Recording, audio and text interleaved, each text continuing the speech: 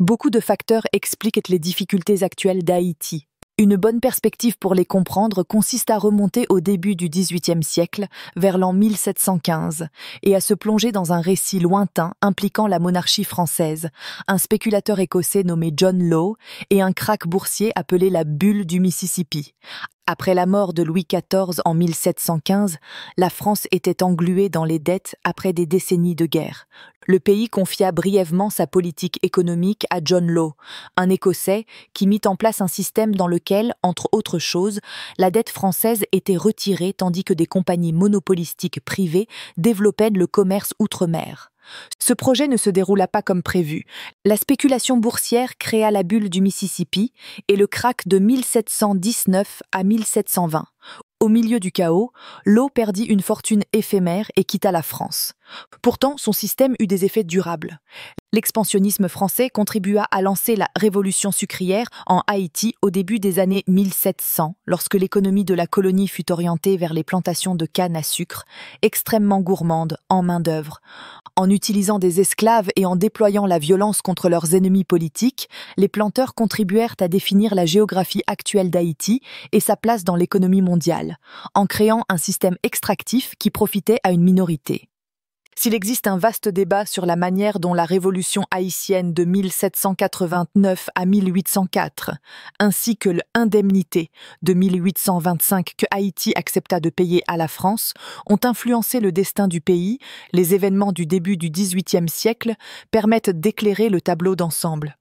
C'est un moment de transformation dans l'histoire d'Haïti que la plupart des gens ne connaissent pas, explique l'historien de l'Institut de technologie du Massachusetts, Malik Gachem. Et cela s'est produit bien avant l'indépendance. Cela remonte au XVIIIe siècle, quand Haïti a commencé à être entraîné dans les relations de dette et de créances dont il ne s'est jamais vraiment libéré. Les années 1720 furent la période où ces relations se sont cristallisées. Gachem analyse les transformations économiques et les luttes de pouvoir multiples de cette époque dans son ouvrage « La colonie et la compagnie ». Haïti après la bulle du Mississippi, publié par Princeton University Press.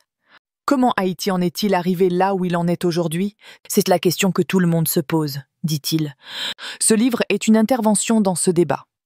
Gachem est à la fois professeur et directeur du programme d'histoire du MIT.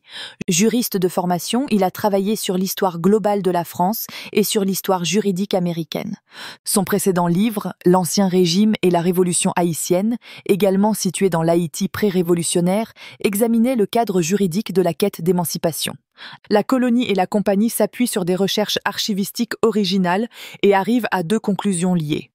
Haïti fut une grande partie de la bulle mondiale des années 1710, et cette bulle et ses conséquences sont une grande partie de l'histoire d'Haïti. En effet, jusqu'à la fin du XVIIe siècle, Haïti, alors appelé Saint-Domingue, était un territoire fragile, en grande partie ingouverné et peu peuplé, dont l'avenir était incertain. La mise en place de son économie n'est pas seulement l'arrière-plan d'événements ultérieurs, mais un événement fondateur en soi. Et même si la révolution sucrière aurait tôt ou tard atteint Haïti, elle fut amplifiée par la quête de nouvelles sources de revenus de la France.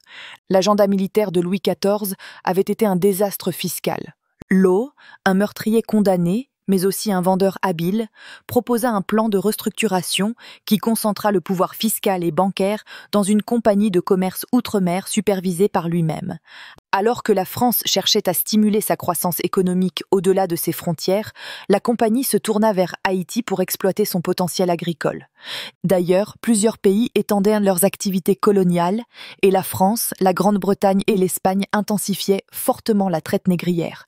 En quelques décennies, Haïti devint un centre mondial de production de sucre, reposant sur le travail des esclaves.